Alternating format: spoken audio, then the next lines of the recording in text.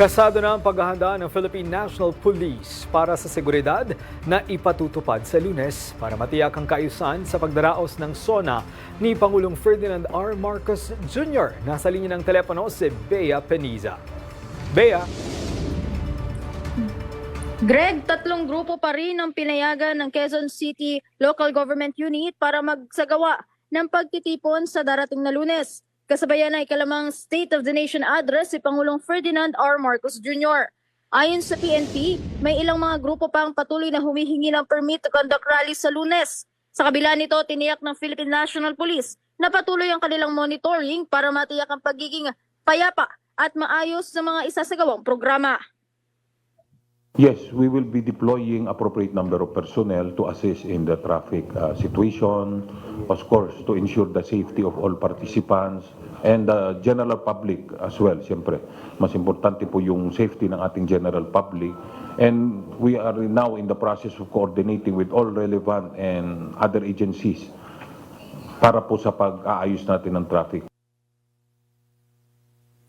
Activated na rin ang lahat ng unit sa anti-cybercrime para sa mas pinaigting na cyberspace monitoring. Kaugnay ito ng nalalapit na State of the Nation address nga ni Pangulong Ferdinand Marcos Jr. Ito ang tiniyak ni PNP ACG Director, Police Brigadier General Wilson Assueta para walang makakalusot na mga mapanlinlang na mga impormasyon o video sa cyber domain. To protect the public na hindi sila maalarma ng mga fake news o mga maling pinabahaging impormasyon sa online. So we need to assure that the public is really confident na safe ang holding ng zona ng ating presidente.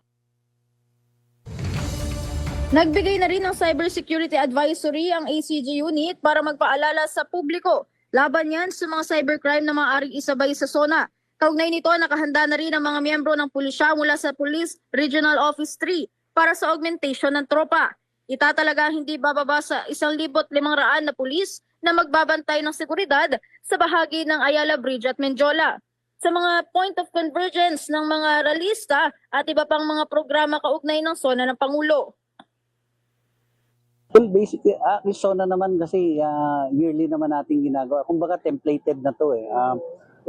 Kung may mga additional instruction lang naman normally wala namang siyempre paigtingin natin yung security as usual, ganoon naman lagi.